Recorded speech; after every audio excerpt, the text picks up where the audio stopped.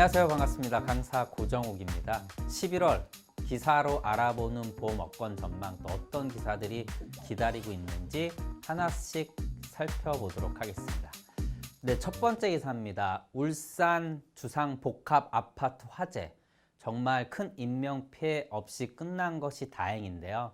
자, 이런 화재 사고가 실제 일어날 때마다 늘 문제점들로 부각된 것이 바로 보상 문제였습니다. 사실 이번 사고 경상자 93명으로 어떻게 보면 정말 다행히 큰 인명사고 없이 끝나서 피해를 보상하는 부분에 있어서도 큰 문제가 없을 것으로 보입니다. 다만 문제는 가재도구나 이러한 부분에서 보상 한도에 차질이 있을 것으로 지금 나타나고 있습니다. 71년도 대형각 화재 아시죠? 이런 이 사고를 통해서 화재보험법에서 결국 특수 건물에 대한 의무보험이 이제 법제화 됐고요. 그 이후로 기본적인 보장을 갖추고 건물들이 이렇게 큰 건물들이 들어서고 있는데, 문제는 이러한 보험들을 가입할 때 일반적으로 단체 보험 형태로 해서 뭐 관리비에서 납부하는 방식으로 보험을 가입하게 되고요. 특히 특약 보장 한도에 있어서 개개인의 어떠한 그 보장 차이를 이쪽에 반영하지 못한다라는 것이 가장 큰 문제점으로 나타나고 있습니다. 이번 울산 주상 복합 화재에서도요, 결국 가재도구 부분에서 사실 가재도구를 일일이 집집마다 파악할 수 없기 때문에 어떻게 보면 이제 공동물건에 대한 어떤 이제 보상 한도 쪽으로 초점이 맞춰지다 보니까 이 부분에 대해서 피해액의 차이가 커짐으로써 실제 보상 한도를 넘어서는 그런 부분에 대해서는 문제점으로 나타날 수 있을 것 같습니다. 그래서 화재보험 같은 경우는 뭐 다 아시다시피 1만 원, 2만 원 한도로도 충분히 많은 보장 내용을 확보할 수가 있고요. 이를 통해서 개인의 재산을 안전하게 지킬 수 있습니다. 그래서 화재보험에 대한 어떠한 필요성, 이것이 단체 보험과의 별도로 개별적으로 준비해야 되겠다는 이러한 경각심을 소비자분들한테 충분히 불러일으킬 수 있는 기사를 통해서 영업에 활용할 수 있다라고 좀 보고 있습니다. 네, 두 번째 기사 보도록 하겠습니다. 보안모 결국 분쟁이 생명보험사의 승소로 끝났습니다. 자, 결국 이번 공판 결과가 굉장히 빨리 기각을 결정했다라는 것에 좀 주목할 필요가 있을 것 같아요. 재심을 청구한다라고 항소를 한다라고 해도 이기기는 좀 힘들 것으로 보입니다.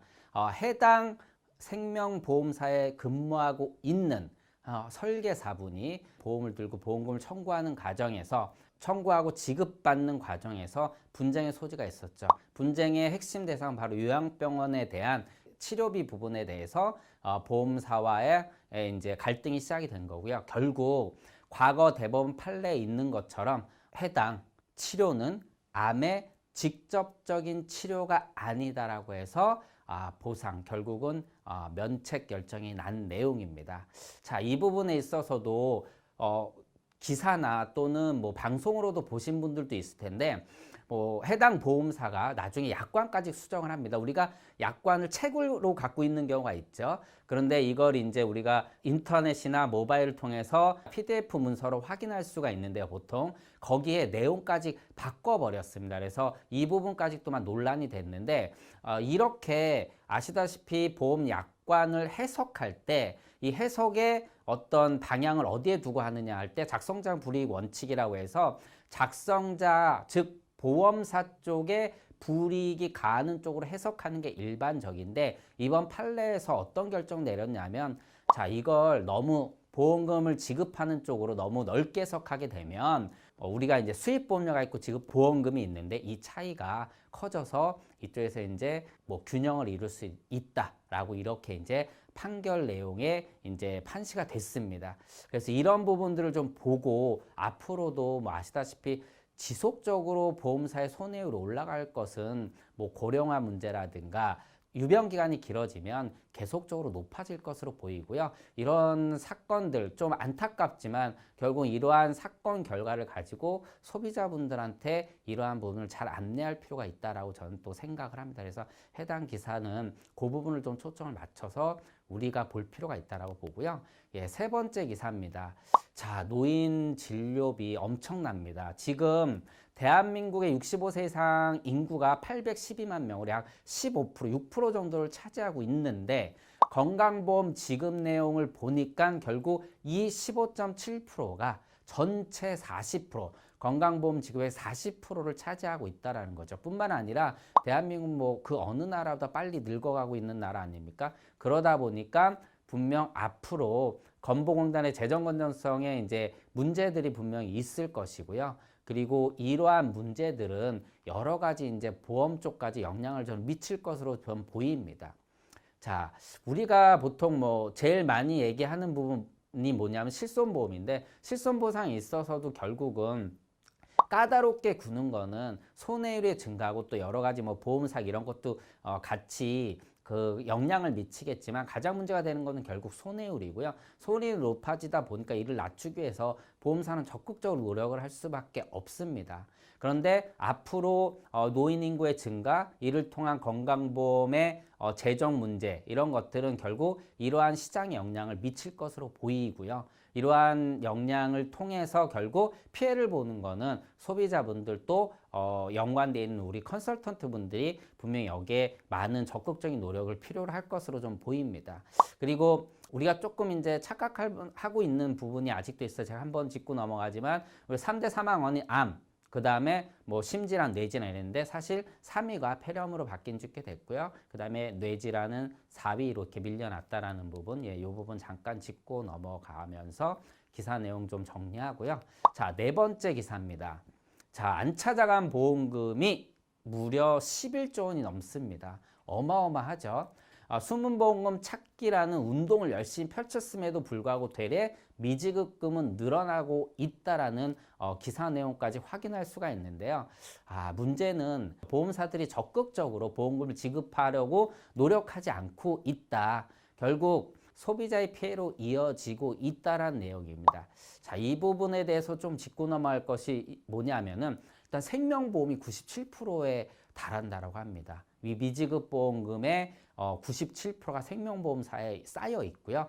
그 중에서 특히 중도보험금이 거의 7조가 좀 넘게 되어 있습니다. 자, 중도보험금이라고 하면 다 아시다시피 우리 뭐 예전 보험들을 보면요. 중간에 이렇게 건강축하자금, 뭐 장수축하자금이라든가 뭐 효도자금 또는 과거에는 이제 요즘 대부분 무배당이던 과거의 유배당 상품 이러한 자금들이 굉장히 많이 쌓여 있고요. 특히 또 휴먼보험금도 굉장히 쌓여져 있다라고 합니다. 저 같은 경우 최근에 이 휴먼보험금을 조회해서 적은 돈이지만 수령을 했던 경험이 있는데 저마저도 제대로 찾지 못하고 있는 경우가 많습니다. 그래서 이 숨은 보험금 찾기에 대한 지속적으로 정보를 소비자한테 전달함으로써 이를 통해서 소비자분들의 어떤 좀 이점, 좀 좋은 호의를 베풀고 이를 통해서 뭐 점수를 얻어서 뭐 계약으로 또 어떻게 보면 연결시키는 그러한 영업 활동에 도움이 되는 활동으로 이어졌으면 해서 이 기사를 또 갖고 왔습니다.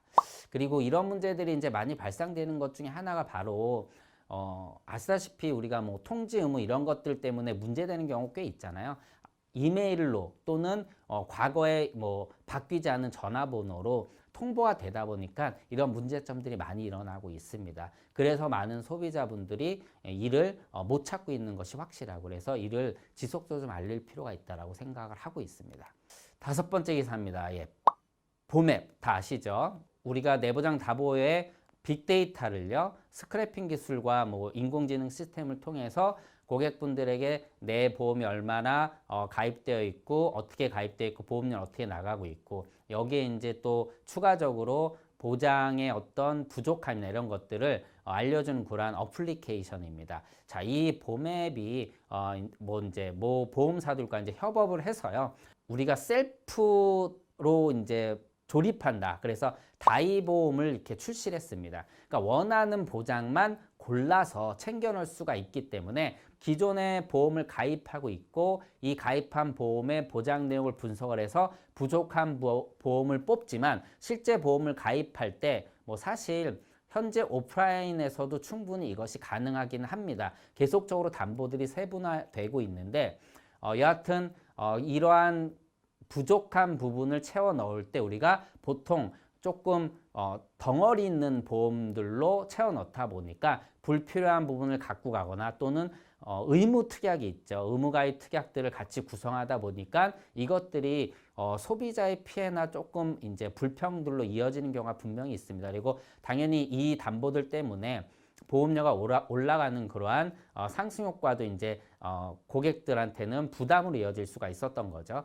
그래서 이런 부분들을 알고 있기 때문에 봄앱은 원하는 담보만 세분화해서 넣을 수 있게 이렇게 보험을 개발해서 지금 이제 장착을 했다고 합니다. 자, 소비자 조사를 했더니 봄앱에서 소비자들이 원하는 건 세 가지. 가장 크게 저렴한 보험료, 그리고 고객들이 컨설턴트를 만나는 걸 실제 굉장히 대면에 대한 부담을 갖고 있다. 그리고 가입할 때 좀 편리하게 가입을 하고 싶다. 뭐 우리 오프라인 설계사분들, 컨설턴트 분들도 느끼신 거겠지만은 우리가 모바일 청약만 해도 굉장히 편하지 않습니까? 물론 그것들이 무조건 좋은 결과들만 만들어내고 있진 않지만 결과적으로 이러한 편리성은 고객 입장에서 보면 굉장히 큰 차이라는 것이죠. 근데 사실 이 내용은요, 뭐 지금 시대 말고 과거에도 솔직히 똑같았습니다. 예, 똑같았지만 보험이라는 상품이 굉장히 복잡하고 어렵고 결국은 오더메이드 되는 상품이기 때문에 여기에 컨설턴트 분들이 역할을 해줬던 거죠. 그런데 아직은 물론 미래에는 이러한 부분들이 굉장히 큰 역할을 하고 시스템이 제대로 장착이 되면 바뀌겠지만 아직까지는 많이 부족하다고 생각합니다. 왜냐하면 상품 자체의 복잡한 부분들을요, 소비자가 이해하는 게 굉장히 어렵거든요.